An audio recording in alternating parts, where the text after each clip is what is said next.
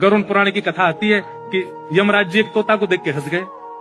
तो तोता बोला कोई और हंस जाए तो बात बने भी, यमराज हंस रहा है। तोते के मित्र थे गरुड़ जी, भगवान के वाहन। तो अपनी पहुंच लगाते हैं ना लोग, जब संकट में आते हैं तो अपनी पहुंच लगाते हैं, जैक लगाते हैं, हाथ पांव फड़ाते हैं। गरुड़ जी को कहा कि भैया तुम कैसे भी एक काम करवा दो। बोले क्या?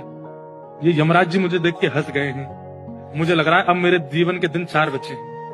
तुम कैसे भी भगवान से कहकर के मेरी जो जीवन अवधि है उसको बढ़वा दो, क्योंकि मुझे पता है कि ये यमराज जी तभी हंसते हैं जब किसी को उठाना होता है। गरुड़ जी बोले भगवान से बाद में बात करूंगा, पहले तुम मेरे पास आओ, बैठो मेरी कमर पे।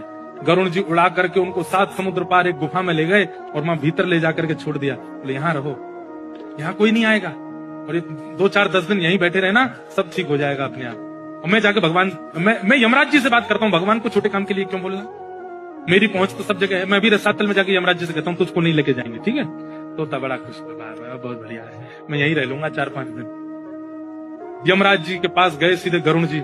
गरुड़ जी तो भगवान के वाहन है, सब खड़े होते हैं, उनको देख के यमराज जी बोले आइए आइए। कैसे आए?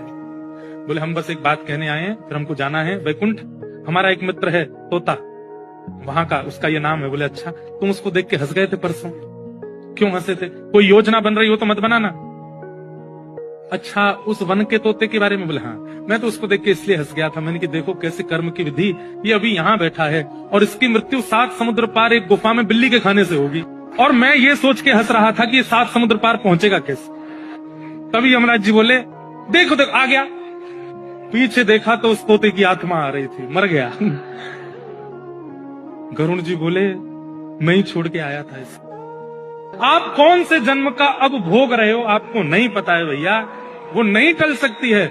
इसलिए प्रसन्न रहो, नाम जपो, कथा सुनो, खूब आनंद से रहो। इस बात का दोष मत दिया करो कि हम इतना अच्छा करते हैं, हमारे साथ बुरा क्यों होता है।